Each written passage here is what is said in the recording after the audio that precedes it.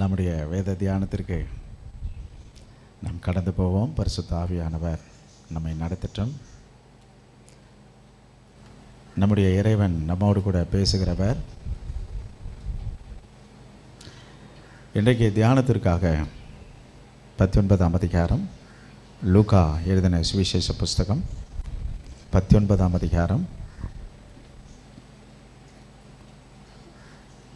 முதல் வசனம். அவர் எரிகோவில் பிரவேசித்து அதன் வழியாக நடந்து போகையில் ஆயக்காரருக்கு தலைவனும் ஐஸ்வர்யவானுமாயிருந்த சகேயு என்னப்பட்ட ஒரு மனுஷன் இயேசு எப்படிப்பட்டவரோ என்று அவரை பார்க்க வகை தேடினான். அவன் குள்ளனானபடியினால் ஜனக்கூட்டத்தில் அவரை காணக்கூடாமல் அவர் போகும் வழியில் முன்னாக ஓடி அவரை பார்க்கும்படி ஒரு காட்டத்தி மரத்தில் ஏறினான். இது the first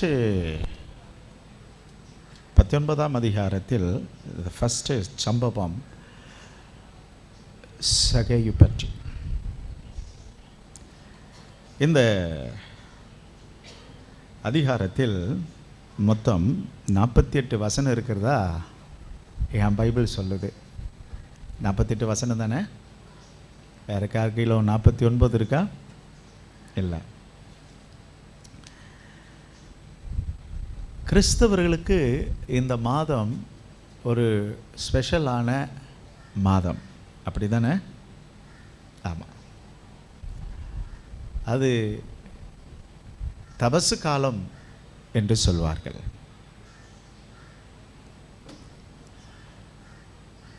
அது கூடவே வந்துடுச்சு. இந்த வாரத்திலிருந்து இஸ்லாமியர்களுக்கும் தபசு காலம் வந்துடுச்சு. யூதர்களுக்கும் தபசு காலம் வந்துடுச்சு, பஸ்கா.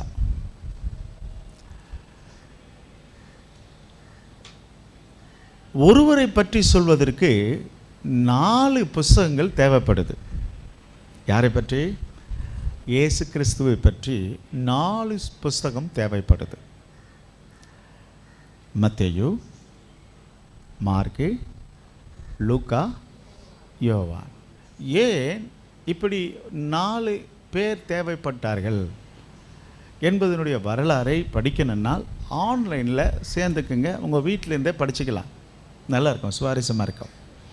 உங்களுக்கு சுருக்கமாக நான் சொல்லக்கூடிய காரியத்தை நான் இதை கட் பண்ணிவிட்டு நான் கொஞ்சம் சப்ஜெக்ட்டுக்கு போகலான்னு பார்க்குறேன். சொல்கிறேன், ஒரு 2 நிமிஷத்தில் சொல்கிறேன். இதில் 2வது சம்பவம், இந்த 19ஆம் அதிகாரத்தில் 2வது சம்பவமாக வருகிறது 13வது வசனம்.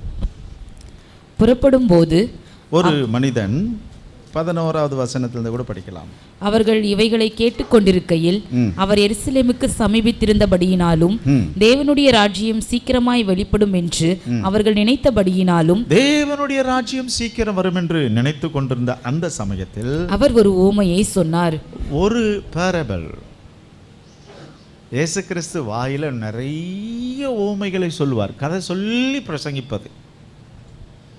ஒரு கதை சொல்ல ஆரம்பித்தார். என்ன கதையாம்? பிரபுவாகிய ஒருவன், ஒரு ராஜா ஒருவன் ஒரு ராஜ்யத்தை பெற்றுக்கொண்டு திரும்பி வரும்படி தூர தேசத்துக்கு போக புறப்பட்டான். நான் அந்த தேசத்தின் மேல் யுத்தம் செய்து அந்த தேசத்தை மீட்டெடுத்து முடிச்சூட்டு விழாவை நான் செய்து முடிச்சுட்டு நான் வரேன். அந்த விழாவுக்கு வந்து உங்களை கூட்டிக்கிட்டு போகிறேன். ஆனால் நான் இப்போ போய் என்ன பண்ண போகிறேன்? அந்த நாட்டை பிடிச்சி முடிசூட்ட போகிறேன். ஆனால் முடிசூட்டு விழாவுக்கு நீங்கள் என்ன பண்ணுவீங்க? கண்டிப்பாக வருவீங்க. அதனால் நான் போகிறேன் என்று சொல்லி ஒரு 10 பேரை கூப்பிட்டு 10 ராத்தல் கொடுத்தாராம். கதையை படிக்கலாமே. புறப்படும் போது அவன் தன் ஊழியக்காரரில் 10 பேரை அழைத்து அவர்களிடத்தில் 10 ராத்தல் திரவியங்களை கொடுத்து 10 பேரை அழைத்து. நண்பர்களே, வேதத்தில் 10 ரொம்ப முக்கியம். அதை கொடுத்து, நான் திரும்பி வருமளவும் இதை கொண்டு வியாபாரம் பண்ணுங்கள் என்று சொன்னான். கொடுத்துட்டு அவனுடைய ஊரார் அவனை பகைத்து, இவன் எங்கள் மேல் ராஜாவாயிருக்கிறது எங்களுக்கு மனதில்லை என்று சொல்லும்படி அவன் பின்னே ஸ்தானாபதிகளை அனுப்பினார்கள். ஓகே, இந்த 11வது வசனம் கதை எப்படி தொடங்குதுன்னா, தேவனுடைய ராஜ்யம் சீக்கிரமாய் வெளிப்படும் என்று அவர்கள் நினைத்தபடியினால் அவர்களுக்கு ஒரு ஓமையை சொன்னார். ராஜா புறப்பட்டு போகும் பொழுது தன் ஊழியக்காரர்கள் 10 பேரை அழைத்து 10 ராத்தல் திரவியங்களை கொடுத்து, நான் திரும்பி வருவதும் இதை கொண்டு என்ன பண்ணுங்க, வியாபாரம் பண்ணுங்கள். இது ரொம்ப விரும்புகிறார் பாருங்களேன். நீங்கள் ஏதாவது ஒரு தொழில் செய்ய பழகுங்கள் சொல்லிட்டு கொடுத்துட்டு போயிட்டாரு. ஒரு நாள் வந்தது, அதனுடைய முடிசூட்டு விழா வரும் பொழுது, வாங்கப்பா எல்லாரும் சந்தோஷமாய் கொண்டாடலாம் என்று சொல்லி வரும் பொழுது, அந்த ராத்தல் வாங்கினவங்களில் 10 பேர் காணோம். எத்தனை பேர் மட்டும் வராங்க? 3 பேர் மட்டும் வராங்க. அதில் ஒருவன் வருகிறான். அவன் வந்து 16வது வசனம் பாருங்கள். அப்பொழுது முந்தினவன் வந்து, ஆண்டவனே, உம்முடைய ராத்தலினால் 10 ராத்தல் ஆதாயம் கிடைத்தது என்றான். எனக்கு வருமானம் எவ்வளவு கிடைச்சிருக்கு? 10 ராத்தல் கிடைத்திருக்கிறது. இப்படி ரெண்டாவது ஆள் வந்து, எனக்கு எத்தனை கிடைச்சதுன்றாரு? சத்தமே காணுமே. எனக்கு ஒரு 5 கிடைச்சதுன்னாரு. மூணாவது ஒருத்தர் வந்தார். அவர் வந்து பயங்கர ஷாக்குன்னா ஷாக்கு, பயங்கர ஷாக்கு. அவர் வந்து என்ன சொல்கிறாரு? 21வது வசனம். ஆண்டவரே, நான் உம்முடைய ராத்தல் நான் ஒரு துணியில் சுற்றி பத்திரமா வச்சுருக்கிறேன், இந்தாங்க வச்சுக்கங்க. ஏன்னா நீர் வைக்காததை எடுக்கிற திரடன்னு எனக்கு தெரியும். இப்போயே சொல்லிட்டேன், நீர் வைக்காததை எடுக்கிற திரடன். நீர் விதைக்காததை அறுக்கிற கபடன். உங்கள் பைபிளில் வேறு மாதிரி இருக்கும். நீ திரடன், நீ கபடன். அடுத்தது சொல்கிறாரு, 3வது, நீர் அப்படிப்பட்ட மனுஷன் என்று அறிந்து உமக்கு நான் பயந்திருக்கிறேன். என்னன்னா, நீ கருணையற்றவன், நீ மனுஷன், கருணையே இல்லாதவன். இன்னும் சொல்லி ஊருக்கு கண்ணு ரெட்டிஷ் ஆகிட்டே இருக்கு, சதையெல்லாம் துடிக்குது, கண்ணமெல்லாம் பயங்கர டென்ஷன்.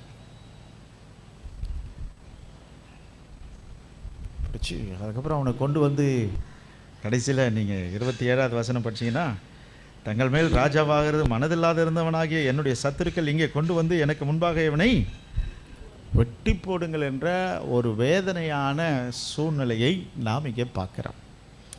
ஓகே, இதில் தான் நம்ம இன்றைக்கி நிற்க போகிறோம்.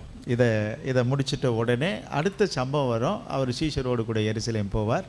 போகிற வழியில் பெத்தனியா போகிற வழியில் பெத்தனியா என்ற இடத்துல போன உடனே, எப்போ ஒரு கழுதை ஒன்று இருக்குது, கழுதையை கூட்டிகிட்டு வாங்கன்னு சொல்லும்போது அங்கே ஹோசன்னா பாட்டு பாடிக்கிட்டு எருசலேமுக்குள்ளே போவாங்க. எருசலேமில் போனால் எல்லாம் இல்லை மணி டிரான்ஸ்ஃபர், காசு வாங்கி காசு கொடுக்கறது, புறா விற்கிறது, இதெல்லாம் பார்த்து அதெல்லாம் கவுத்து போட்டு, இது தேவனுடைய ஆலயம் அல்லவா, என்னுடைய வீடு ஜெப வீடு என்னப்படும் என்று சொல்லி மிகப்பெரிய ஒரு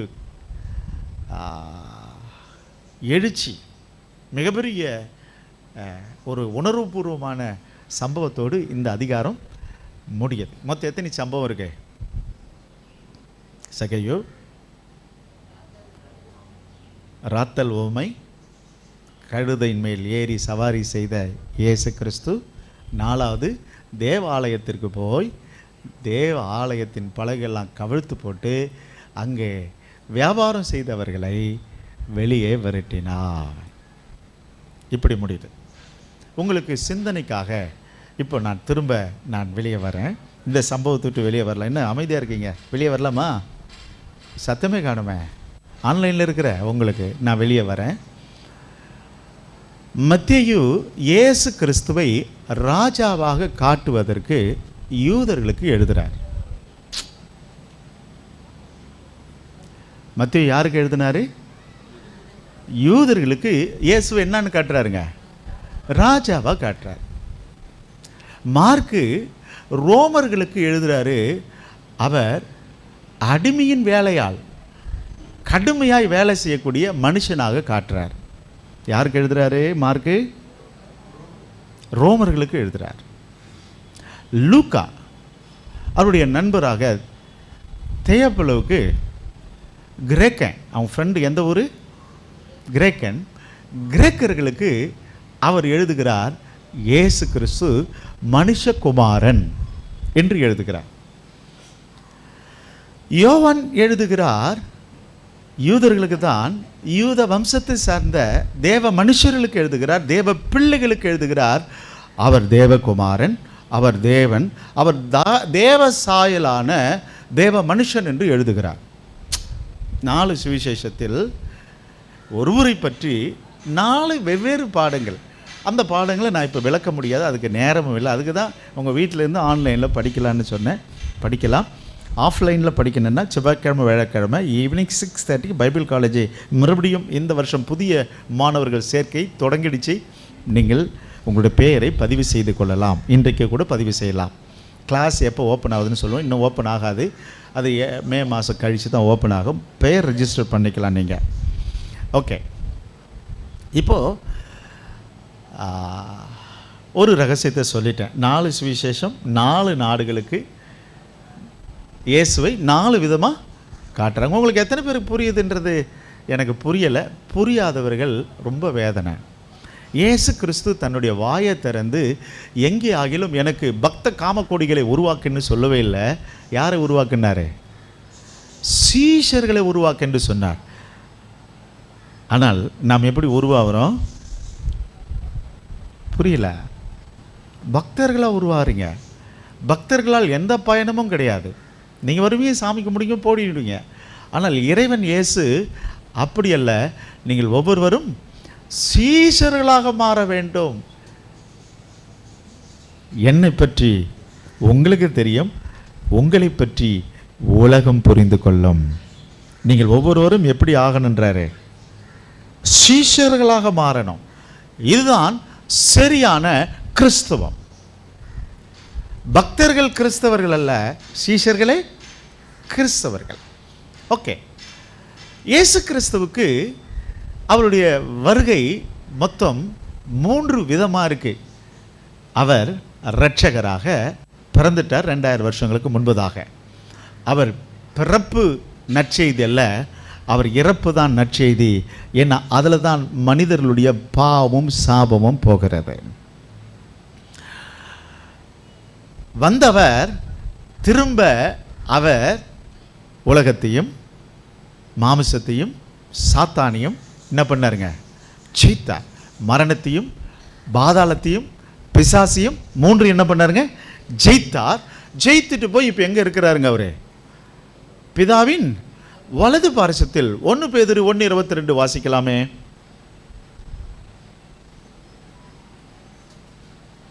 வாசிக்கலாம். ஆகையால் நீங்கள் மாயமற்ற சகோதர சிநேகம் உள்ளவர்களாய் இருக்கும்படி ஆவியினாலே சத்தியத்திற்கு கீழ்ப்படிந்து உங்கள் ஆத்துமாக்களை சுத்தமாக்கி கொண்டவர்களாய் இருக்கிறபடியால் சுத்த இருதயத்தோடே ஒருவரில் ஒருவர் ஊக்கமாக 3:22 சாரி. அவர் பரலோகத்திற்கு போய் தேவனுடைய வலது பாரிசத்தில் இருக்கிறார். தேவ தூதர்களும் அதிகாரங்களும் வல்லமைகளும் அவருக்கு கீழ்ப்பட்டிருக்கிறது. ஓகே, கீழ்ப்பட்டிருக்கிறது. அப்போ முடிசூட்டு விழா இன்னும் அவருக்கு முடிசூட்டு விழா இன்னும் நடக்கல. அப்போ முடிசூட்டு விழாவுக்கு திரும்ப என்ன பண்ணுவார்? வருவார். திரும்பி வரும்பொழுது தான் இந்த 10 ராத்தல் கதை ஆரம்பிக்க போகுது. புரியுதுங்களா? இப்போ கொடுத்துட்டு போயிருக்கிறாரு. ஸோ முடிசூட்டு விழா எங்கே நடக்க போகுது? பூமியில் நடக்க போகுது. என்னோட கூட வாசிங்க, லூக்கா 24:51 கூட வாசிக்கலாம். சத்தம் இல்லையே. அவர்களை ஆசீர்வதிக்கையில் அவர்களை விட்டு பிரிந்து பரலோகத்துக்கு எடுத்துக்கொள்ளப்பட்டார். பரலோகத்திற்கு எடுத்துக்கொள்ளப்பட்டார். இப்போ அவர் பரலோகத்துக்கு போயிட்டாருங்க. எல்லாருக்கும் கிருபைகளையும் வரங்களையும் வல்லமைகளையும் கொடுத்துட்டு என்ன பண்ணிட்டாருங்க? அவர் போயிட்டார். கொடுத்துட்டு போயிருக்கிறார். எதை கொடுத்துட்டு போயிருக்கார் சொல்லுங்க பார்ப்போம். உங்களுக்கு புரிஞ்ச அளவுக்கு சொல்லுங்க. எதை கொடுத்துட்டு போயிருக்கிறார்? எனக்கு அவருடைய சபையை கொடுத்துருக்கிறார். உங்களுக்கு தம்பி உனக்கு என்ன கொடுத்துட்டு போயிருக்கார்?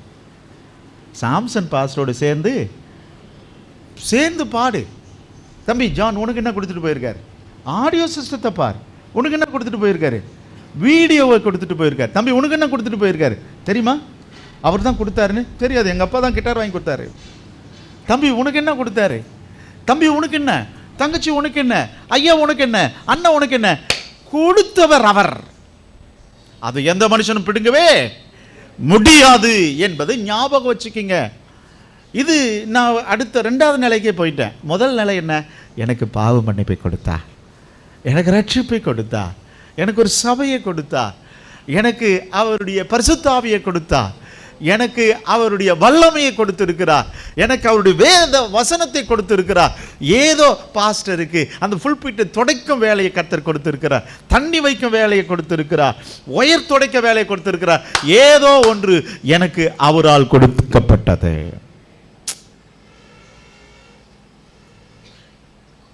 புரியுதமா பாப்பா? எனக்கு நல்ல அப்பா அம்மாவை கொடுத்திருக்கிறார், எனக்கு நல்ல பிள்ளையை கொடுத்திருக்கிறார். ஏதோ நமக்கு ஒன்று இறைவனால் கொடுக்கப்பட்டது. அவரிடத்தில் வருகிறது ஒன்று கூட தீமை அல்ல, அது நன்மையே கொடுத்திருக்கிறார். ஸ்தோத்திரம். அப்போ போனவர் முடிசூட்டு விழாவுக்கு என்ன பண்ணுவாரா? வருவார். அப்போ அவரை ஏற்றுக்கொள்ளாதவர்கள், இவனா எங்க மேல் ராஜாவாக இருக்க போறான்னு சொல்ற யூதர்களுக்கெல்லாம் பிரச்சனை நடக்கும் என்று உங்களுக்கு தெரியும். அதுதான் அந்த ஓமையிலேயே இருக்கு. என்ன 11வது வசனத்தில் அப்படி தானே இருக்கு. என்ன இருக்கு பாருங்க. அவர்கள் இவைகளை கேட்டுக்கொண்டிருக்கையில் எருசலேமுக்கு சமீபமாக இருக்கும் பொழுது தேவனுடைய ராஜ்யம் சீக்கிரம் வெளிப்படும் என்று அவர் நினைத்தபடியினால்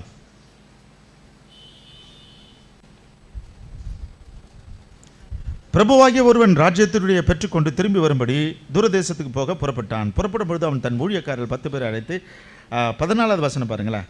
அவனுடைய ஊரார் அவனை பகைத்து, என்ன படிக்க மாட்டேன்றீங்க? ஹலோ செல்லுங்களை படிங்க. என்ன பண்ணிட்டாங்க? ஊராரே, அதனால தான் அவர் படிச்சுட்டாரு. ஊராரே பகைச்சிட்டாங்க. உன் வீட்டாரே உனக்கு சத்துரு. ஊராரே பகைத்து, இவன் எங்கள் மேல் ராஜாவாக எங்களுக்கு மனது இல்லை. ஓகே, அப்போது அந்த நாளில் சரியான கும்மாங்குத்து வாங்க போகிறது யார் தான்? புரியல. அவர் வரும்பொழுது மகா உபத்திரவம். அந்த கிறிஸ்து நாட்களில் சிக்கி சின்ன பின்னமாக மாற போகிறாங்க. யாரு? என்னை ராஜா வா நீ ஏற்றுக்கலனாலும் உலகத்தான் எழுதிட்டான்டா, இவர் யூதர்களின் ராஜா. நண்பா, நீ ராஜாவை ஏற்றுக்கொள்ளாவிட்டாலும் அவர் ராஜா. உங்களுக்கு ஒரு சிந்தனைக்காக சொல்கிறேன். நீங்கள் யாருக்கு ஆகிலும் குட் ஃப்ரைடே சர்வீஸில் 7 வார்த்தை சொல்ல அல்லது ஒரு செய்தியை கொடுக்க உங்களை அழைத்தால் ஒரு ரகசியத்தை நான் சொல்லித்தரேன். என்னவோ ரகசியமாகவே வாயில் வந்துட்டுருக்கு, சொல்கிறேன். ஏதேன் தோட்டத்தில் ஆரம்பித்த அத்தனை யுத்தங்களும் இயேசு கிறிஸ்துனுடைய மரண நேரத்தில் அதே தோட்டத்தில் தான் முடிந்தது. ஏதேனும் தோட்டம், கெத்செமனேவும் தோட்டம். மரத்தில் தோற்றவன் மரத்தில் ஜெயித்தான். என்ன சத்தமே காணாம? தோட்டத்தை விட்டு வெளியே துரத்தப்பட்டவர் தோட்டத்தின் நடுவே சிக்கொண்டார். ரெண்டுமே அப்படியே சேம் கம்பேரிஷன் இருக்கும். இதுக்கு மேலே சொல்லக்கூடாதுன்னு ஏதோ என் மனசு சொல்லுது. ஓகே, நிறுத்திக்கிறேன் இதோட. அவன் உயிர் தப்ப வெளியே போனான், இவர் உயிரை விடுவதற்கு தன்னை ஒப்பு கொடுத்தார். எல்லாமே எதோடு முடியுது? தோட்டத்தில் ஆரம்பித்து தோட்டத்திலே முடிகிறது. சரி, இன்னொரு ரகசியத்தை உங்களுக்கு நான் சொல்லித்தரேன். இந்த ராத்தல் என்று ராமதாஸ் ரொம்ப ரொம்ப வெறியாக எதிர்பார்க்குறாரு. அது பின்னாடி தான் சொல்கிறேன். இன்னும் மேட்டருக்கு நான் வரல. பேனாலாம் எடுத்து வச்சிங்க, சொல்கிறேன். அதுக்கு முன்னாடி ஒரு ரகசியத்தை சொல்லித்தரேன். அழைச்சது 10 பேர், விசாரிக்கிறது ஆமாம் அதுதான். அழைத்தவர் அநேகர், தெரிந்து கொள்ளப்பட்டவரோ சில. அதுவும் யாரை அழைச்சாரா? அது பாருங்களேன். என்னோட கூட புறப்படும் பொழுது 13வது வசனம். சத்தமே இல்லையே பாப்பா, சத்தமே இல்லை. புறப்படும் போது அவன் தன் ஊழியக்காரரில் 10 பேரை அழைத்து, சபையாரை அல்ல, விசுவாசிகளை அல்ல, யாரை தான்? புரியுதா? யாரை தான் அழைச்சாரு? அழைக்கிறவர் எல்லாரையுமே எப்படி தான் அழைக்கிறாரு?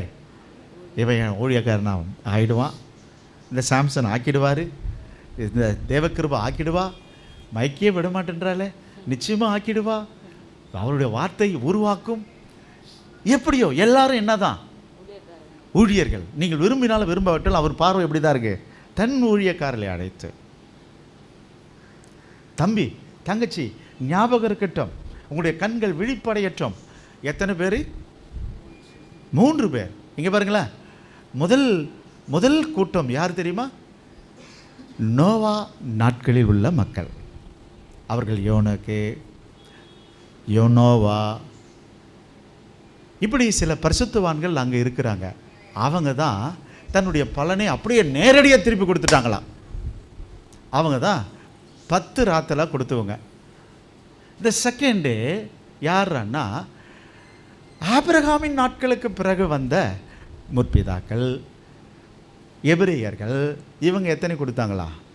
இயேசு கிறிஸ்து நாள் வரையும். அவங்க திருப்பி எப்படி கொடுக்குறாங்க? அடிப்பட்டு ஓதப்பட்டு, சாமி இவ்வளோ தான் எங்களுக்கு முடியும், செகண்ட் பார்ட்டு, ஓகே பாராட்டுக்கள், உனக்கும் தேசம் உண்டு போ. ஆனால் 3வது ஆள் வந்தானா என்னென்ன பிரசங்கம் பண்ணுறான் போகிறேன். யார் அது? அனலும் இல்லை, குளிரும் இல்லை, வெது வெதுப்பு.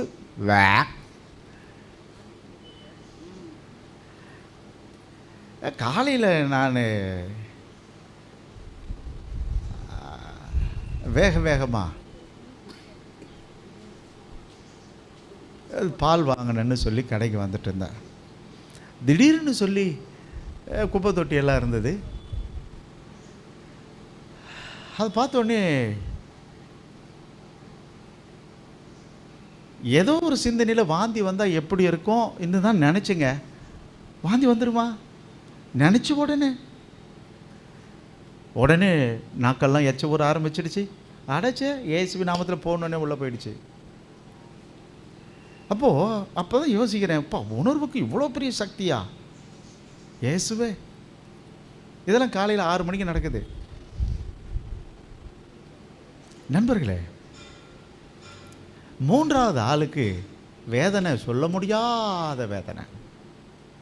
அவர்கள்தான் இந்த புண்ணியவான் இயேசு கிறிஸ்து ரத்தத்தால் கழுவப்பட்டு சபையாக விட்டுட்டு போனாரே அவங்கன்னு நான் நினைக்கிறேன். நீங்கள் எப்படி நினைக்கிறீங்கன்னு தெரியல. இந்த 3 கூட்டம் தான் இருக்குது. ஆபிரகாமுக்கு முந்தின கூட்டம், ஆபிரகாமுக்கு பிந்தின கூட்டம், பக்த காம கோடிகளாகிய திருச்சபை கூட்டம். பக்தர்களா சீஷர்களா? சத்தமே காணுமே. சின்ற மாதிரி இருக்குதுடா தம்பி. நீ சீசனா பக்தனா? ஓகே. ஸோ புரிஞ்சுக்கிங்க, இன்றைக்கு சபையினுடைய நிலவரம், என் சபையில் உள்ள மக்கள் இந்த பரிதாபத்துக்கு போயிடக்கூடாதுன்னு தான் என்னுடைய கர்ப்ப வேதனை. நீங்கள் என்ன நினைக்கிறீங்க? ஏன்னா பேச கற்றுக்குறாங்க பாரு, எவ்வளோ தைரியம். அதுலேயும் ஒரு டயலாக் விட்டான் பாரு அவன். 21 டயலாக் படிங்க. நீர் வைக்காததை எடுக்கிறவரும். இங்கே பாருங்களா, நீ திருடன் பேசுகிறான் பாரு, எவ்வளோ தைரியமாக பேசுகிறான். ராஜா கிட்டேயே பேசுகிறான் பாரு. ஏன்னா பேச கற்றுக்குறோம். எங்கள் பாஸ்டர் எங்களுக்கு பேச கற்றுக் கொடுத்துட்டாரு. நீர் வைக்காததை எடுக்கிறவரும், செகண்ட் ஒன் விதைக்காததை அரிக்கிறவருமான கடினமுள்ள மனுஷர். இருங்க, ஏன் இவ்வளோ வேகமா? நீ விதைக்காததை கபட. 3வது கடினமுள்ள மனுஷன் என்று அறிந்து. நீ கருணையற்றவன், கடினம் உள்ளவன். அதனால நான் என்ன சொல்றாரு அவரு, உமக்கு பயந்திருக்கிறேன். சூப்பர் நடிப்புடா, நடிப்பு பாரு. பயந்து இருக்கிறவன் என்ன பண்ணியிருக்கணும்? ஐயோ வருவாரு, கேட்பாரு, நான் என்ன சொல்லுவேன் என்றது அந்த அச்சம் இருக்கணும். பயம் இருக்குதான். அதான் இது என்ன பயம்? ஆதாமுக்கு இருந்த பயம், திருட்டு பயம், வஞ்சக பயம், இஸ்ரேலர்களுக்கு இருந்த பயம். நான் சொல்லுவேன், உண்மையான பயம் இருக்கிற இடத்தில் அன்பு கலந்துருக்குங்க. அன்பு இல்லாத பயம் அது வஞ்சகதனமானது, வஞ்சிக்கும். ஒன்று உங்களை அழிச்சுப்பீங்க அல்லது மற்றவங்களை அழிச்சிடுவீங்க. பேசுகிறான் பாருங்க, எவ்வளோ தைரியமான பேச்சு. சபையே ஞாபகம் இருக்கட்டும். எப்படி சுவாரஸ்யமாக தான் இருக்குதா கதை? சத்தமே இல்லையா? ஹலோ, இருக்கீங்களா இல்லையா? கதை சுவாரஸ்யமாக இருக்கா இல்லையான்னு கேட்குறேன். ஆன்லைனில் இருக்கிறவங்க தூங்கிட்டு போகிறீங்க, சுவாரஸ்யமாக இருக்கா இல்லையா? எத்தனை பேர் சொல்கிறீங்க, அப்போ நான் 3வது ஆள் இல்லை? சரி, எத்தனை பேர் இருக்கிறீங்களேன்னு தெரிய போகுது. இன்னும் கொஞ்ச நேரத்தில் இன்னும் கொஞ்சம் பிரிக்க போகிறேன். சரி, ராத்தல் என்பது என்ன? இந்த விஷயத்துக்கு போகிறதுக்கு முன்னாடி இந்த 4 புஸ்தகத்துக்கு திரும்ப போகலான்னு பார்க்குறேன். நீங்கள் எப்பொழுதெல்லாம் மத்தேயு, மார்க்கு, லூக்கா, யோவான் என்ன கவனிச்சுக்கிங்களா? இப்போது இந்த 19ஆம் அதிகாரத்துக்கு பிறகு இயேசு கிறிஸ்துவுக்கு கடைசி வாரம், த லாஸ்ட் வீக்னு சொல்லுவாங்க.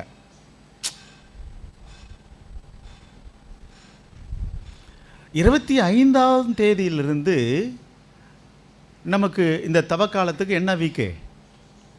Last week. அப்போது இந்த லாஸ்ட் வீக் சம்பவம் மத்தேயு புஸ்தகம் 24ஆம் அதிகாரத்திலிருந்து தொடங்கிடும். மார்க்கில் 11ஆம் அதிகாரத்திலிருந்து தொடங்கிடும். லூக்காவில் 19ஆம் அதிகாரத்திலிருந்து தொடங்கிடும். யோவானில் 12ஆம் அதிகாரத்திலிருந்து தொடங்கிடும். என்ன சம்பவம்?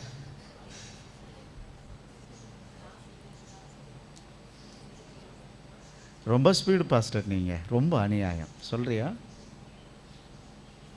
நான் திரும்பி சொல்ல நேரம் இல்லை. சொல்லுங்க.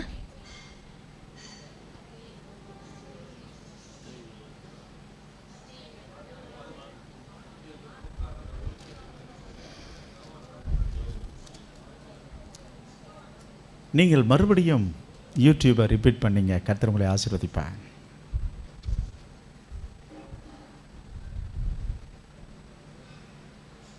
அப்போது இந்த 19ஆம் அதிகாரம் எதை நோக்கி போயிட்டு இருக்குதுன்னா, இந்த லாஸ்ட் வீக்கை நோக்கி போயிட்டுருக்கு. இயேசு கிறிஸ்து சிலுவையில் அறைய போட போகிறார். அவர் மரணத்தையும் பாதாளத்தையும் பிசாசையும் மூன்றத்தையும் என்ன பண்ண போறாரு? ஜெயிக்க போறார். இந்த யுத்தத்தில் ஜெயிக்க போகிறார். ஜெயித்து பரலோகத்துக்கு போக போறார். அதை தான் அங்கே சொல்றார். அப்படி போகும் பொழுது எல்லாரையும் கூப்பிட்டு என்ன கொடுக்குறாரு? இதை வச்சு வியாபாரம் செய்யுங்க. நம்புறாரு, செய்வான். நம்புங்கப்பா உந்தன் பிள்ளை. என்ன பாட்டு அது? உம்மை பாடாத நாட்களும் இல்லை. ஓகே, பாடலாம். நம்பர் மட்டும் எடுத்து வச்சுங்க.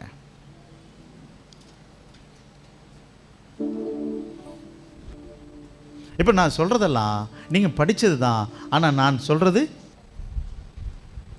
தம்பி நான் திரும்ப சொல்கிறேன், நம்முடைய தெய்வம் பேசுகிறவர், விசாரிக்கிறவர், கணக்கு கேட்கிறவர், முகமுகமாக பார்த்து பேசுகிறவர்.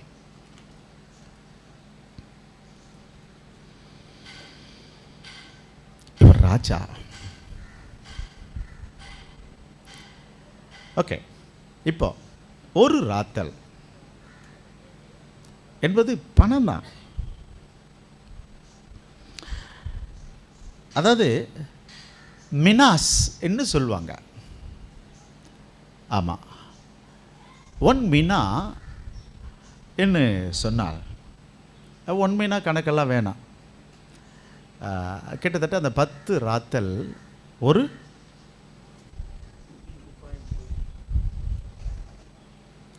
$20 சமம். எத்தனை ராத்தல்? என்ன சத்தமே காணுமே. 10 ராத்தல் எத்தனைங்க சமம்? $20 சமானம். இது கிலோ கணக்கு இல்லை, தாளந்து தான் கிலோ கணக்கு. அது ஒரு தாளந்து 34 கிலோ. இது ராத்தல் பணம் தான். உங்களுக்கு 1 மினா வேணும்னு சொன்னால் 1101 ரூபா 53 பைசா. சாரி, 101 ரூபா 53 பைசா 1 மினா. அப்போ 10 மினா என்ன ஆச்சு? ஒரு மினா எவ்வளோ? ஒரு ராத்தல் 101 ரூபா 53 பைசா. அப்போது அது பார்த்தீங்கன்னா $20 சமானம். 1655 ரூபாய். அது 10 ராத்தல் எவ்வளோன்னா 1015 ரூபாயும் 27 பைசா. இது அந்த காலத்தில் அடிமைகளுக்கு கொடுக்கப்பட்ட 3 மாத சம்பளம். இது 3 மாத சம்பளத்தை தூக்கி என்ன பண்ணிட்டார்? மொத்தமாக கொடுத்து இதை வச்சு என்ன பண்ணிக்க? வியாபாரம் பண்ணு, இனிமேல் நீ அடிமையெல்லாம் இருக்காத. என்ன ஆயிடு? முதலாளி ஆயிடு. இயேசு கிறிஸ்து கொடுக்குற வேலை எப்படி இருக்குது பார்த்தீங்களா? யாரும் சாதாரணமான ஆள் இல்லை. இன்னொரு ரகசியத்தை சொல்லி தட்டுமா? என்ன சத்தமே காணுமே? எதனா கொடுக்கணும், சொல்லுங்கன்னு சொல்லணும். இன்னொரு ரகசியத்தை சொல்லி தட்டுமான்னா இப்படி என்னை பார்த்தா எப்படி?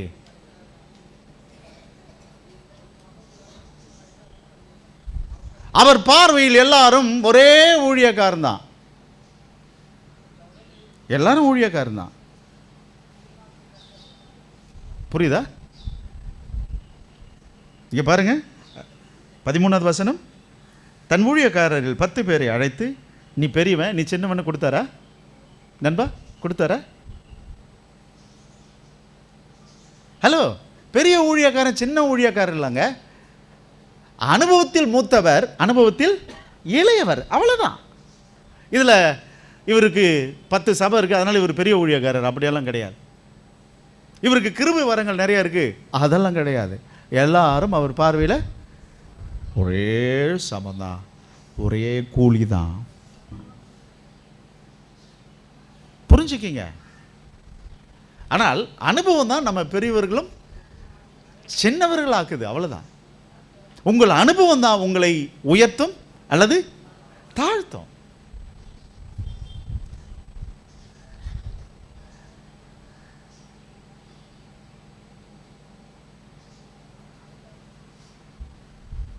அதனால் ஒரு மனுஷனை எதை வச்சு கண்டுபிடிச்சிக்கலாம்?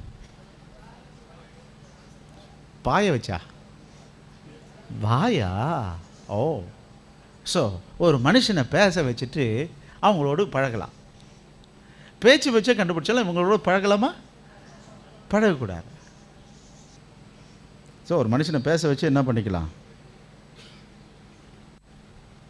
பேச்சு தான். நீங்கள் எக்ஸிக்யூட்டிவாக இருக்கலாம், மேனேஜராக இருக்கலாம், எந்த போஸ்டிங்காக இருந்தாலும் சரி. உங்கள் பேரில் நீங்கள் ரெவரண்ட்டு, டாக்டரு, சோலாம் வச்சுக்கலாம். பேசு மாப்பிள்ள, பேசு. பேசுனா நீங்கள் யாருன்னு தெரியும். அதை வச்சு தான் உங்களுக்கு மதிப்பு ஏறுதா, மதிப்பு குறையுதா? சார் என்கிட்ட இவ்வளோ சர்டிஃபிகேட் வச்சுருக்கிறேன், அது முக்கியம் இல்லை. உன் திறமையை காட்டு. என்ன படிச்சிருக்கிறேன்றது முக்கியம் இல்லை, அது இருக்கட்டும். எது தான் முக்கியம்? சரி, உங்களுக்கு ஒரு டயலாக் சொல்கிறேன். குயில் சொல்லிச்சான், திறமைக்கு அழகு முக்கியமல்லன்னு.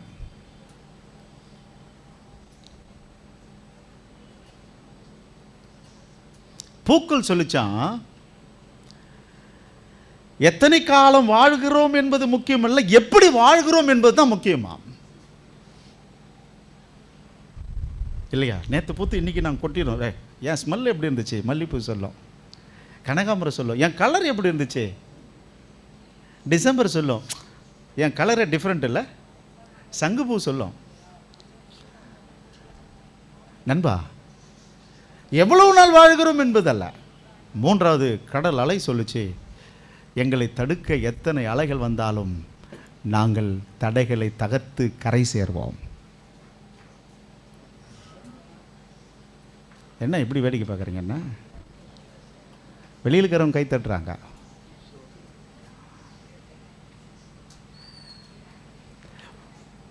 உங்களுடைய அனுபவத்தை வச்சு தாங்க உங்களுக்கு உயர்வா தாழ்வான்னு தெரியும். நான் நல்லா எழுதிட்டேன், மார்க் போடல, ஏண்டா இந்த டைலாக் எல்லாம் விட்டுக்கிட்டு? உன் பர்ஃபார்மன்ஸ் உன் பேப்பரில் காட்டு, அதுக்கப்புறம் ரீவேல்வேஷன் நான் போடுறேன். சும்மா மற்றவங்க பேர்லாம் என்ன பண்ணாதீங்க, பேசாதீங்க. வாழ்க்கையை வாழ கற்றுக்க. சபை என்பது என்ன? வாழ்க்கையை சொல்லிக் கொடுக்குறோம். கடைசியில் போயிட்டு அநியாயமாய் கை கட்டி வாய் பேசுவதற்கல்ல, வாழ்க்கையை திறம்பட வாழணும் என்பதற்காக தான் சொல்லிக் கொடுக்குறோம். போலாமா? சத்தமே காணோம். நல்லா இருக்கா இல்லையா? அப்படியானால் இந்த நாளுக்குரிய அமௌண்ட்டை எவ்வளோ கையில் கொடுத்தாரு? 1015 ரூபா புள்ளி 27 பைசா. 3 மாத சம்பளம் கையில் கொடுத்துட்டு கிளம்பிட்டார். நண்பர்களே, இது தாளந்து பற்றி ஓமை இந்த மாதம் பத்திரிக்கையில் எழுதியிருக்கு. படித்து என்ஜாய் பண்ணுங்க. படித்து சந்தோஷப்படுங்க, மற்றவங்களுக்கும் கொடுங்க. இது ராத்தல் வேற, தாளந்து வேற. ஆனால் சம்பவம் ரெண்டும் ஒன்றை பற்றி தான். மத்திய யூதர்களுக்கு வேறு மாதிரியையும், லூக்கா எந்த நாட்டுக்கு,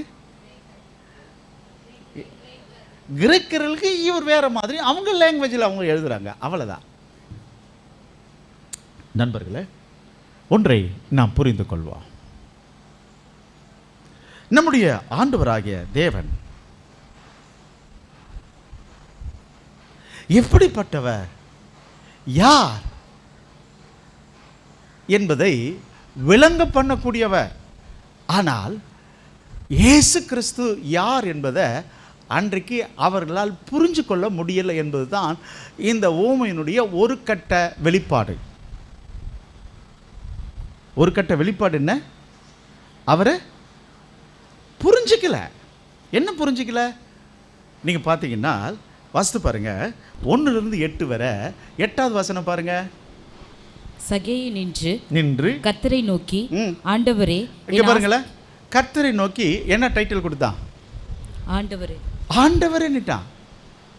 அவன் மனம் திரும்பி தன்னை முழுவதும் அர்ப்பணிக்கிறான். கவனிச்சிங்களா? பாவிகளுக்கு தெரிஞ்சு போச்சு இயேசு யார். அவர் யாரு? ஆண்டவர். 33, 34, 35 அதில் பார்த்தீங்கன்னா கழுதைக்கு கூட தெரியுது. நீ போய் கழுதி, அவரு உன்னை கூட வந்துடும். கழுதைக்கு கூட தெரியுதுடா கற்பூர வாசனை என்ற பழமொழி. கழுதைக்கு தெரியுது இவர் யார். கழுதை மேய்க்கிறவன் கேட்குறான், யாருக்குன்னு கேட்டால் ஆண்டவனுக்கு வேணும்னு சொல்லி அவன் விட்டுருவான். 35வது வசனம். அதை இயேசுவினிடத்தில் கொண்டு வந்து 34. அதற்கு அவர்கள் அது ஆண்டவருக்கு வேண்டும் என்று சொல்லி அதை இயேசுவினிடத்தில் கொண்டு வந்து தங்கள் வஸ்திரங்களை அதன் மேல் போட்டு இயேசுவை அதன் மேல் ஏற்றினார்கள். அவன் கழுதை மேய்க்கிறவன் எதனா சொன்னானா? கழுதின் முதலாளி எதனா சொன்னானா? கழுதைக்கு தெரியுது, கழுதை மேய்க்கிறவனுக்கு தெரியுது, பாவிகளுக்கு தெரியுது இயேசு யாருன்னு. ஆனால் சொந்தமானதில் வந்தால் புரியலையே. பல வருஷமாக வேதம் படித்து, பல வருஷமாக சர்ச்சைக்கு வந்து, பல வருஷமாக ஆராதனை பண்ணியும் இந்த வசனம் புரியலன்னா, குதிரை குட்டி போடுமா முட்டை இடுமான்னா, முட்டை இடுதுன்னா என்ன பண்ணுறது? புரியுதா உங்களுக்கு நண்பா? புரியுதா?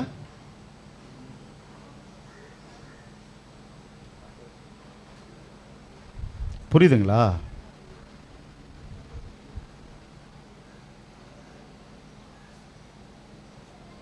குதிரை முட்டை இடுமா குட்டி போடுமா? ஆனால் இன்றைக்குள்ள கிறிஸ்தவர்கள் என்ன சொல்லிட்டு இருக்காங்க? புரியலை, கான்செப்டை புரியலை. கான்செப்டை புரிஞ்சுக்கிங்க நண்பா. கான்செப்டை புரியலைன்னா சண்டே ஸ்கூல் அது ஒரு மத பாடமாக மாறிடும். கிறிஸ்துவம் மதமாக மாறிடும். கிறிஸ்துவம் மதம் அல்ல, இது வாழ்க்கை சம்பந்தமானது. இது வாழ்க்கை பாடம். இதை நம்ம புரிஞ்சுக்கணும்.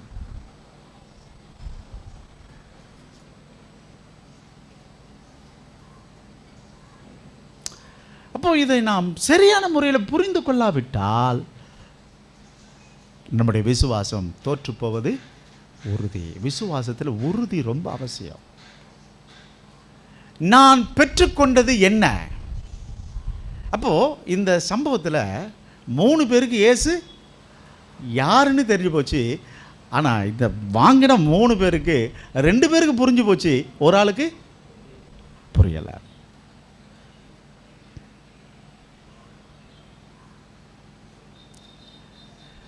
இயேசு கிறிஸ்து திரும்பி வருவாராம்.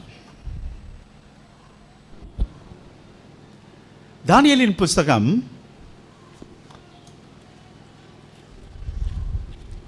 7ஆம் அதிகாரம் 13-14.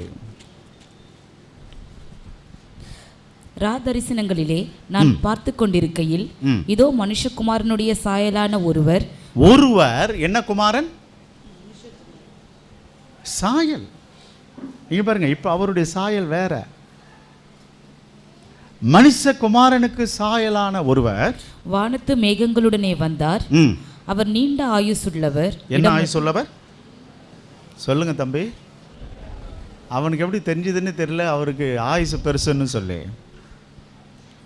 சொல்றான். நீண்ட ஆயுள் உள்ளவர். அவர் நீண்ட ஆயுசுள்ளவர் இடமட்டும் வந்து அவர் சமீபத்தில் கொண்டு வரப்பட்டார். அவர் கொண்டு வரப்பட்டார். சகல ஜனங்களும் ஜாதியாரும் பாஷைக்காரரும் அவரையே சேவிக்கும்படி அவருக்கு கர்த்தத்துவமும் மகிமையும் ராஜரிகமும் கொடுக்கப்பட்டது. அவர் ராஜாவாகும்படிக்கு அதிகாரம் கொடுக்கப்பட்டது இயேசுவுக்கு. Praise Lord. புரியுதா உங்களுக்கு? தானியேல் சொல்றாரு அவர் ராஜாவாக வருவார், அவருக்கு சகல அதிகாரம் அவருக்கு கொடுக்கப்படும். வெளிப்படுத்தின விசேஷம் 11:15. 7ஆம் தூதன் எக்காலம் ஊதினான். அப்பொழுது உலகத்தின் ராஜ்யங்கள் நம்முடைய கர்த்தருக்கும் அவருடைய கிறிஸ்துவுக்கும் உரிய ராஜ்யங்கள் ஆயின. அவர் சதா காலங்களிலும் ராஜ்யபாரம் பண்ணுவார் என்னும் கம்பீர சத்தங்கள் வானத்தில் உண்டாயின. புரியுதுங்களா? அவர் சதா காலங்களிலும் ராஜ்யபாரம் பண்ணுவார். 2 தீமோத்தேயு 4:1. நான் தேவனுக்கு முன்பாகவும் உயிரோடு இருக்கிறவர்களையும் மரித்தவர்களையும் நியாயம் தீர்க்கப் போகிற கர்த்தராகிய இயேசு கிறிஸ்துவுக்கு முன்பாகவும். இங்க பாருங்களா, இயேசு கிறிஸ்துவனுடைய வேலை என்ன பாருங்க. தீமோத்தேயு எடுத்து பாருங்க 4:1. திரும்ப நான் தேவனுக்கு முன்பாகவும் உயிரோடு இருக்கிறவர்களையும் மரித்தவர்களையும் நியாயம் தீர்க்கப் போகிற கர்த்தராகிய இயேசு கிறிஸ்துவுக்கு முன்பாகவும் அவருடைய பிரசன்னமாகுதலையும் அவருடைய ராஜ்யத்தையும் சாட்சியாக வைத்து கட்டளையிடுகிறதாவது. ஓ ஸ்தோத்திரம். அதனால மக்களே, ஒன்றை நாம் சிந்திக்க வேண்டும்.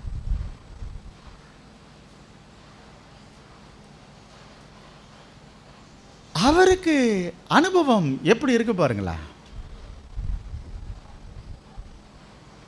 எப்படி இருக்கும் அவருக்கு.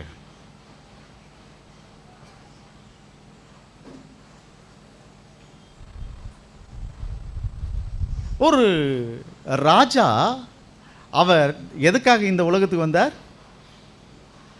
பாவங்களுக்காக மரித்து அவருடைய சரீரத்தை நம்பி ஏற்றுக்கொண்டு அவர் இரத்தத்தால் கழுவப்பட்ட அனைத்து மக்களுக்கும் என்னை போல ராஜாங்க பதவியை கொடுப்பதற்காகவே அவர் போயிருக்கிறார். நீங்கள் அந்த ராஜாங்க வாழ்க்கை வாழ்வதற்கு சபையில் என்ன பண்ணுங்க, அனுபவத்தை கற்றுக்கொள்ளுங்க. என்ன ஆக போகிறோம் நம்ம எல்லாருமே? ராஜாவோடு கூட சேர்ந்து நாம் ராஜ்யத்தை பெற்றுக்கொள்ளும்படி என்ன பண்ணுங்க, அனுபவங்களை பெற்றுக்கொள்ளுங்கள்னா நாம் எப்படி வாழறோம், எப்படி கற்றுக்கிறோம், எதை பற்றி கற்றுக்கிறோம்? இயேசு எந்த மதம்? இப்போ சொல்லிட்டு இருக்கோம், இயேசு இந்து மதமா? அவர் எந்த மதத்தை சார்ந்தவரே இல்லைங்க. அவர் கிறிஸ்தவத்துக்கோ இந்து மதத்துக்கோ இஸ்லாமியத்துக்கோ சொந்தக்காரர் அல்லவே இல்லை. யூத மதத்துக்கோ சொந்தக்காரர் இல்லை. அவர் மனுஷகுமாரன், அவர் மனுஷன். வானத்தை எந்த நாட்டுக்கு சொந்தமாக்குவீங்க? கடலை எந்த நாட்டுக்கு சொந்தமாக்குவீங்க? சொல்லுங்களேன். மழையை எந்த நாட்டுக்கு சொந்தமாக்குவீங்க? இல்லையே. அதுபோல தான் இறைவனும் எந்த நாட்டுக்கும் எந்த மதத்துக்கும் எந்த ஜாதிக்கும் அவரை சொந்தமாக்கவே முடியாது. Praise the Lord. அதனால் என்னுடைய வாக்கியத்தை நான் முடிக்க நான் விரும்புகிறேன். இதை பற்றி தான் நான் ஆழம் ஓரளவுக்கு உங்களுக்கு மேகசினில் தொடரும். இப்போ நான் உங்களுக்கு ஒரு விஷயத்தை நான் சொல்கிறேன். இந்த உவமையில் ஒரு 3 விஷயங்கள் உள்ள புதைஞ்சிருக்கிறத பாருங்களேன். 19வது வசனம். அவனையும் அவன் நோக்கி, நீயும் 5 பட்டணங்களுக்கு அதிகாரியாய் இரு என்றான். புரியுதுங்களா உங்களுக்கு? ரத்தல் வாங்கினவன் எதை ஆள போறான்? பட்டணங்களை ஆள போறான். நம்பிக்கை இருக்கா தங்கச்சிமா, தம்பி? பட்டணங்களை ஆள போறான். அப்ப இயேசு கிறிஸ்து யாரு? புரியலையே. இயேசு யாருங்க? சத்தம் இல்லையே. ஹலோ, உங்களை மாதிரி சும்மா வந்து போகிற ஆளா? வழிபோக்கனா? அப்புறம் எதுக்காக நான் வளர்ந்துட்டுருக்கிறேன்? இப்போது நான் எதுக்காக படிக்கிறேன்? நான் எதுக்காக விசுவாசியாக இருக்கிறேன்? நான் எதுக்காக இவ்வளோ பிரயாசப்படணும்? நான் எதுக்காக இவ்வளோ கரண்ட் பில்லை வேஸ்ட் பண்ணி இந்த சபைக்கு நான் இடம் கொடுத்துருக்கிறேன்? நான் எதுக்காக இவ்வளோ பிரயாசப்பட்டு நான் என்னை தத்தம் பண்ணியிருக்கிறேன்? யோசித்து பார் நண்பா. ஏன், எதற்காக? கொஞ்சம் நிதானிப்போம். எதற்காக?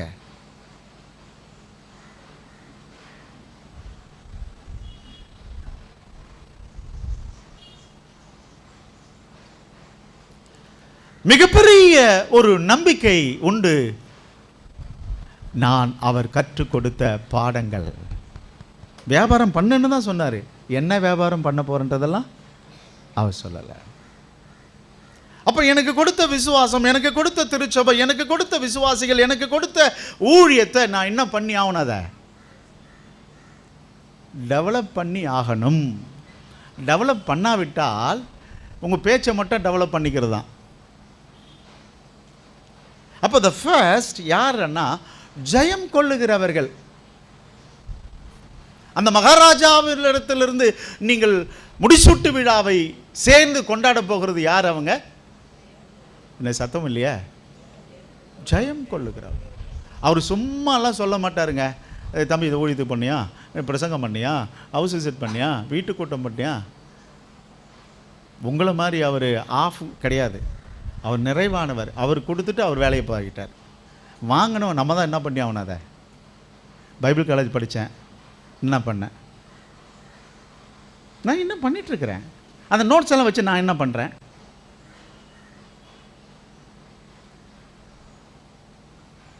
ஒரு நாள் விசாரிப்பா. ஒரு நாள் இறைவன் விசாரிப்பார். என் அன்பு சபையே, என் அன்பு தம்பி, என் அன்பு சகோதரனே, சகோதரியே, ஒரு நாள் கர்த்தர் நம்மை விசாரிக்கிறவராய் இருப்பார். அதனால என்ன பண்ணிக்கிட்டே இருக்கணும்? எல்லாத்தையும் ஜெயம் எடுத்துக்கிட்டே போங்க. அவர்கிட்ட வாங்கினது, இப்போ நான்லாம் அவர்கிட்ட வாங்கினது அன்பின் ரட்சிப்பை பெற்றேன். கவனிங்க, உண்மையான ஒரு ரட்சிப்பை பெற்றவர்களுடைய அடையாளம் என்ன தெரியுமா? ஞான ஸ்நானம் எல்லாம் இல்லை, பரிசுத்தாவின் அபிஷேகம் எல்லாம் இல்லை, அதெல்லாம் செகண்டரி. ஃபர்ஸ்ட் நீங்கள் ரட்சிக்கப்பட்டதுக்கு அடையாளம் அந்த இன்பத்தை மற்றவங்களுக்கு சொல்லுவீங்க. அதுதான் அடையாளம். எந்த இன்பத்தை? அவர் உனக்கு கொடுத்த அந்த ரட்சிப்பை என்ன பண்ணுவீங்க? இதுக்கு ஞான ஸ்நானமோ பரிசுத்த அபிஷேகமோ கிடையாது. அந்த சந்தோஷத்தை மற்றவங்களுக்கும் ஷேர் பண்ணுவோம். இதுதான் மகா பெரிய அடையாளம். அதுக்கப்புறம் அடையாளமெல்லாம் அது திருச்சபையினுடைய கோட்பாடு. முழுக்க ஞானஸ்நானம், தெளிப்பு ஞானஸ்நானம், அபிஷேகம், நிறைவு அபிஷேகம், அக்கினி அபிஷேகம், அந்நிய பாஷை அடையாளங்கள், வரங்கள், கிருபிகள் எல்லாம் செகண்டு. இதுக்கு மிஞ்சினது தான் அந்த ரட்சிப்பின் அடையாளம் என்பது சுவிசேஷம் சொல்லும். எத்தனை பேருக்கு அந்த அடையாளம் இருக்கு? எனக்கு இருக்கு. நான் ஞானஸ்நானம் எடுக்கிறதுக்கு முன்னாடியே அந்த ரட்சிப்பின் சந்தோஷத்தின் மிகுதியால் அநேகருக்கு சுவிசேஷம் சொன்னேன். என் வீட்டாருக்கு சொன்னேன், என் இனத்தாருக்கு சொன்னேன், என் ஊராருக்கு சொன்னேன். இயேசு நல்லவன். என்னோடு படித்த நண்பர்களுக்கு சொன்னேன். அதுதான் ரட்சிப்பின் அடையாளங்க. அந்த அடையாளம் இல்லாத பட்சத்தில் நீ ஞானஸ்நானம் எடுத்தும் பரிசுத்தாவின் அபிஷேகத்தை பெற்றும் வாரந்தோறும் சபைக்கு வந்தோம், ஒரு நாள் விசாரிக்கும் பொழுது நீங்கள் குற்றவாளி ஆகியிருப்பீர்கள். அப்படியானால் எதை விரும்புகிறாரு? நாம் பெற்றுக்கொண்டதை என்ன பண்ணி ஆகணும்? வியாபாரம் செஞ்சே ஆகணும்.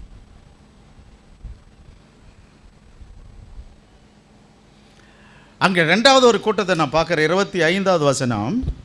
அதற்கு அவர்கள், ஆண்டவனே, அவனுக்கு 10 ராத்தல் இருக்கிறதே என்றார்கள். இப்போ என்ன நடந்ததுன்னா, இங்கே பாருங்களேன், அவன் வாங்கினது 1 வாங்கினானா 2 வாங்கினானான்னு தெரியாது. ஆக்சுவலாக வந்து 1 தான் வாங்கியிருப்பான். 1 என்ன வாங்கிட்டான்? 10 ராத்தல் கொடுத்தார் 10 பேருக்கு. அவன் என்ன வாங்கிக்கிட்டான்? அதை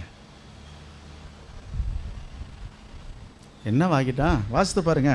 நீங்கள் பார்க்குற பார்வை சரியில்லை எனக்கு.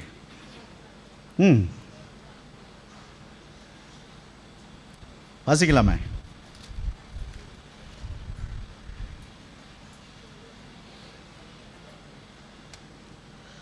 15வது வசனம் வாசிங்க. அவன் ராஜ்யத்தை பெற்றுக்கொண்டு திரும்பி வந்தபோது தன்னிடத்தில் திரவியம் வாங்கியிருந்த அந்த ஊழியக்காரரில் எத்தனை பேர் நம்புறீங்க அவர் வருவார்? இயேசு வருவார். என்னை விசாரிப்பா, அன்பாய் விசாரிப்பா. எப்படி விசாரிக்க போறாரு தெரியுமா? தொடர்ந்து அவனவன் வியாபாரம் பண்ணி சம்பாதித்தது அவனவன் தான். நாங்கள் கூட்டமாக போய் ஊழியம் பண்ணோம், கிராம ஊழியம் ட்ராக்ஸ் கொடுத்தோம், நாங்கள் கூட்டமாக டான்ஸ் ஆடினோம், அந்த பேச்சே இல்லை. அவனவன், ஞாபகம் வச்சுக்கங்க, அவனவன். சிஸ்டர், அவனவன். நீ எவ்வளோ பணம் செலவு பண்ண? நாங்கள் செலவு பண்ணோம், அது பேச்சே இல்லை. நீ என்ன பண்ண? உன்னுடைய பார்ட்டிசிபேட் என்ன? நீங்கள் செய்தது என்ன? இதை தான் விசாரிப்பா. நீங்கள் எத்தனை ஆத்துமாவை தனியாக போய் சந்திச்ச? எவ்வளோ ஆத்துமாக்காக ஜெபம் பண்ண? எவ்வளோ நாள் உபவாசம் இருந்த? எங்கள் சபையில் பண்ணாங்க, எங்கள் சபையில் போனாங்க, எங்கள் சபையில் கேம்ப் நடத்தாங்க. நீ என்ன பண்ணன்னு தான் கேட்ப.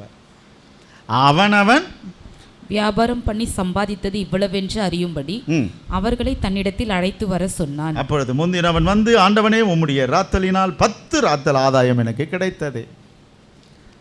எஜமானே, இங்கிலீஷில் கொஞ்சம் படிங்க. And he said unto him, Well, thou good servant, because thou hast well good servant. Good servant. நல்லது, நல்ல ஊழியக்காரன்டா நீ. ஹலோ, அந்த 10 சம்பாதிக்க என்ன கஷ்டப்பட்டிருப்பான்ல. சும்மா வானத்தை கூரையை பிச்சுக்கினெல்லாம் கொடுத்துட மாட்டாரியா? கடுமையாக உழைக்கணும். ஒரு வியாபாரி கிட்ட போய் பார், படுக்கும்பொழுது 12, திரும்ப எழுந்துக்கிறது 5 இல்லை 3. அப்போ தான் மார்க்கெட்டுக்கு போயிட்டு மறுபடியும் பர்ச்சேஸ் பண்ணி மறுபடியும் கடையை திறக்கணும். வியாபாரி கிட்ட போய் கற்றுக்க வியாபாரத்தை, வாழ்வின் உயர்வை. சும்மா இல்லையா ஊழியன்னா? சும்மா இல்லை.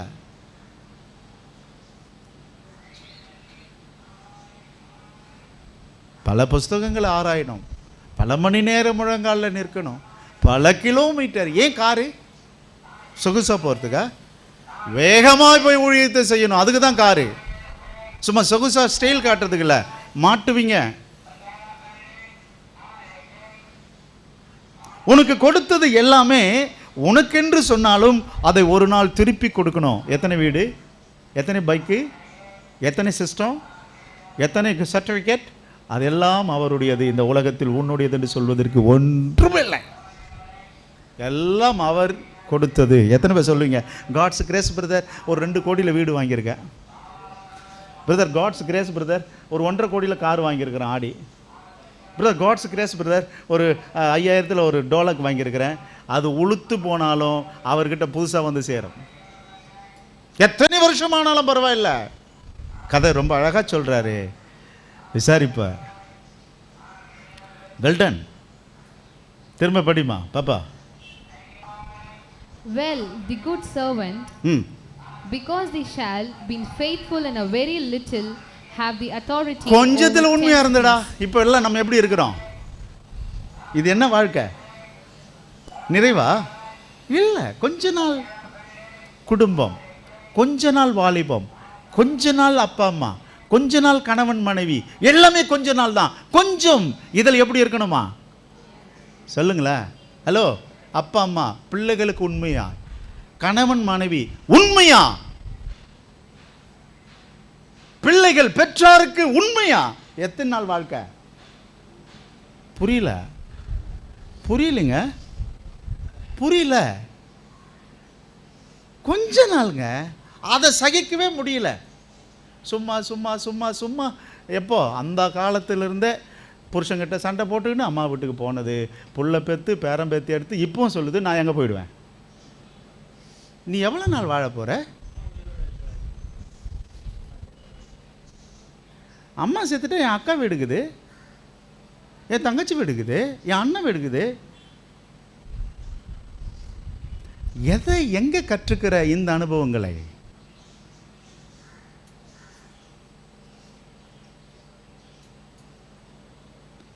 நல்லது. உண்மையும் உத்தமமான ஊழியக்காரனே, எதில் உண்மையா இருந்த? கொஞ்ச நாள் இந்த உலக வாழ்க்கையில உண்மையா இருந்துட்டு போப்பா. எவ்வளவு காலம் நான் உங்களுக்கு பாஸ்டா இருக்க போறேன் எப்பன்னே தெரியல.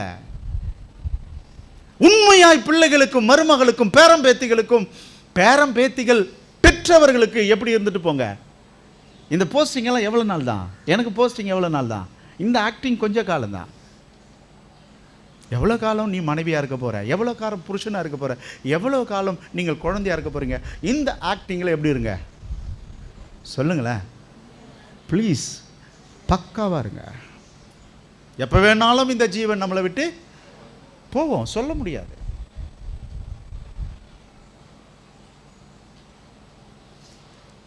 சொல்ல முடியாதுங்க. உங்களுக்கு தெரியாது, அண்ணன் எத்திராஜ், டேவிட் எத்திராஜ் தெரியுமா? நல்ல பிஸ்னஸ்மேன், எழும்பி பிரகாசி ஊழியம், கிராம ஊழியம், தீர்க்கதரிசி, ஜப வீரன், தன்னார்வ தொண்டன். யாராகிற ஊழியக்கார கஷ்டம்னு சொல்லிட்டா அப்படி கத்தியாக கொடுப்பார், தெரியும். பாஸ்டர் பால்ராஜ், டேவிட் எத்திராஜ், நான், பாஸ்டர் ஜெபசெல்வம் கிராமமாக சுற்றி திரிந்தோம். அரும்பாக்கத்தில் ஹோட்டல் ஹருண் பெரிய ஹோட்டல், அது பக்கத்தில் அவருடைய ராஜ் காஸ் என்று சொல்லி ஸ்பேர் பார்ட்ஸ், அதில் உள்ள பிஸ்னஸை சம்பாதிச்சு கத்தியாக ஊழியத்துக்கு செலவு பண்ணுவாரியா. 50 பேர் இருப்பாங்க உடன் ஊழியர்கள். இவர் ஒருவரே மேடை போட்டு, ஒருவரே வாடகை கொடுத்து, ஒருவரே கிராம ஊழியங்களை கிராமங்கள் தோறும் செய்வார். தூத்துக்குடிக்கு ஊருக்கு போயிட்டு வராரு. தூத்துக்குடியில் காலையில் 7 மணிக்கு கார் எடுக்கிறாங்க, சாயந்தரம் 3 மணிக்கு கள்ளக்குறிச்சி விழுப்புரம் தாண்டி என்ன ஊர், உளுந்தூர்பேட்டை கார் வருது. முன்னாடி ஒரு லாரி போயிட்டுருக்குது, 12 பேர் காரில் உட்காந்துட்டு இருக்காங்க. நல்லா பக்காவாக ட்ரைவ் பண்ணுவார் அண்ணன். வேகமாக கிட்டத்தட்ட 110 கிலோமீட்டர் ஸ்பீடில் கார் வந்துட்டுருக்கு. மண்பாடி லாரியை போலீஸ் நிறுத்தது, மண்பாடி சடன் பிரேக் போட்டான், இவர் வண்டி வந்தது, 13 பேர் ஸ்பாட்டில் காலி.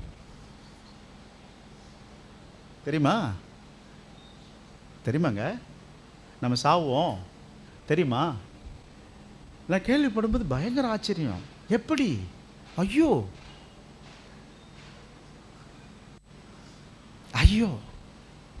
உத்தமமான மனுஷன், நயா பைசா யார்கிட்ட கடன் வாங்கப்பட மாட்டார். அவர் சாகும் வரையும் தன் பணத்தில் ஊழியம் செஞ்சுட்டு பண்ணிச்சார். தெரியாதுங்க.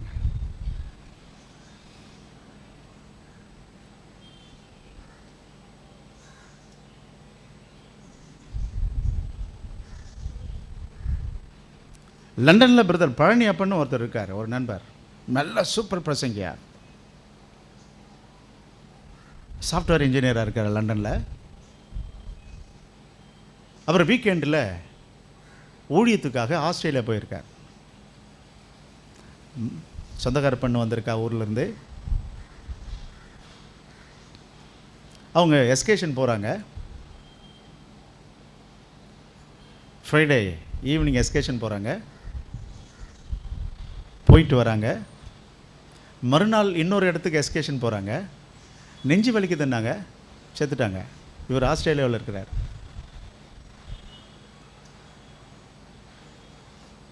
சொந்த ஊர் திருநெல்வேலி தான். லண்டன்லேருந்து பாடி இங்கே கொண்டு வந்தாங்க.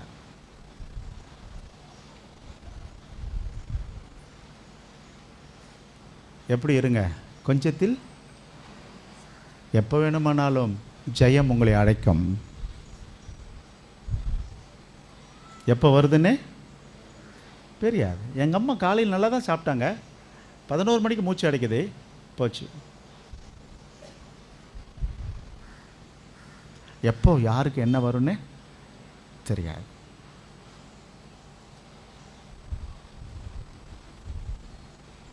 ஆனால் பரலோகம் ஒரு நாள் உங்களை அழைத்து இப்படி முடிசூட்டு விழா நடத்தும். என்ன விழா? என்ன சொல்லி அழைக்கும்? உத்தமம் உண்மையுள்ள விசுவாசின்னு அழைக்கலை, சபையாருன்னு அழைக்கலை. அந்த பேரை மாற்றிக்கிங்க. எல்லாரும் ஓப்பனாக சொல்லுங்கள், எங்கள் சபையில் நாங்கள் என்ன சத்தமே இல்லை, ஏதோ ஒரு ஊழியம்.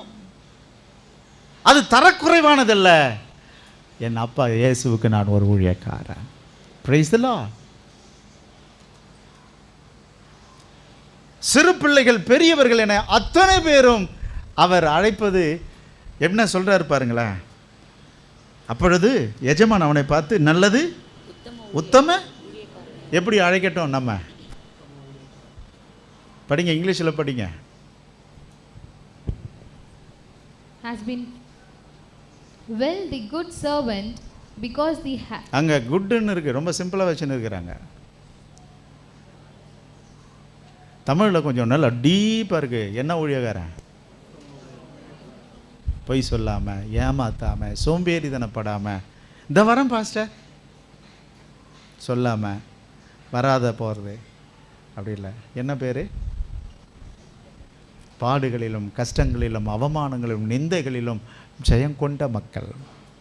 உத்தம ஊழியக்காரனே, நீ கொஞ்சத்தில் உன் குடும்பத்தில், உன் ஊழியத்தில், உன்னுடைய தொழிலில் உண்மையாயிருந்தார், இதோ நான் உன்னை. எத்தனை பட்டணங்களுக்கு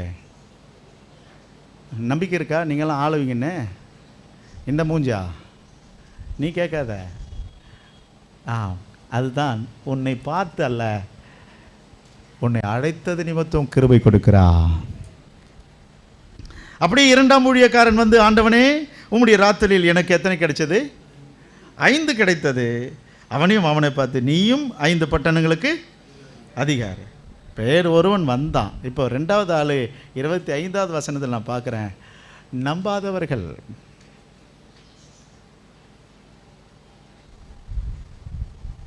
இருபத்தி 5வது வசனம் என்ன? அதற்கு அவர்கள், ஆண்டவனே 10 ராத்தல் இருக்கிறது, அவனுக்கு ஏன் இதை வாங்கி கொடுக்குறீங்க? எதுக்கு உனக்கு? பரலோகத்தில் கூட பொறாம,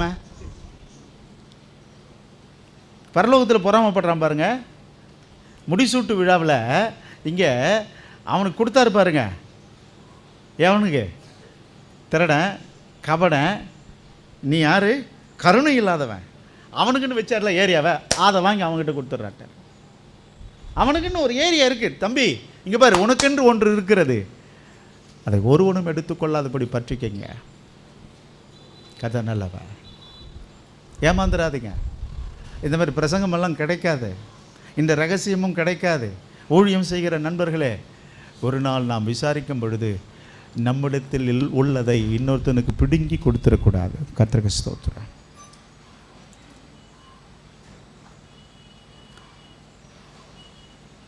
கவனம். அன்பு தெய்வ ஜனமே, அன்பு தெய்வ மக்களே,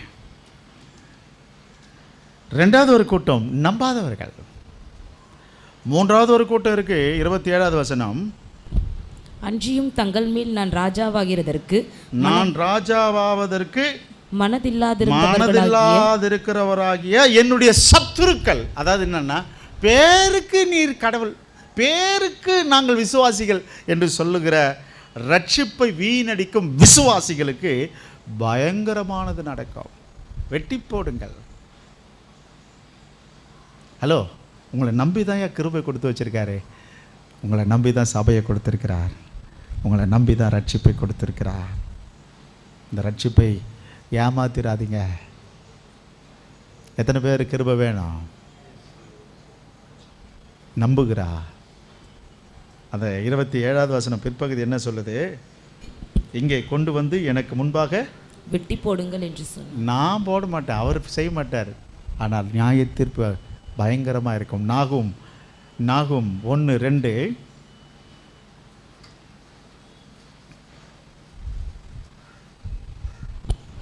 கர்த்தர் எரிச்சல் உள்ளவரும் நீதியை சரி கட்டுகிறவருமான தேவன். நீதியை சரி கட்டுவா. கர்த்தர் நீதியை சரி கட்டுகிறவர், உக்கிர கோபம் உள்ளவர். கர்த்தர் தம்முடைய சத்துருக்களுக்கு பிரதிபலன் அளிக்கிறவர். போதும். கவனிச்சிங்களா? பயங்கரமா இல்லை? நான் எந்த நிலைக்கு போகிறேன் நண்பா? நான் எதை செய்ய போகிறேன்? ஒரு நடுக்கம் பிடிக்கட்டும், ஒரு திகில் பிடிக்கட்டும். நம்ம எனக்கு கொடுக்கப்பட்ட கிருபைகள், எனக்கு கொடுக்கப்பட்ட தாளந்துகள், எனக்கு கொடுக்கப்பட்ட அவருடைய இரக்கமுள்ள ஊழியத்தை நான் எப்படி செய்து கொண்டிருக்கிறேன்? மனுஷர்களுக்காகவா, கர்த்தருக்காகவா? சிந்திப்போம்.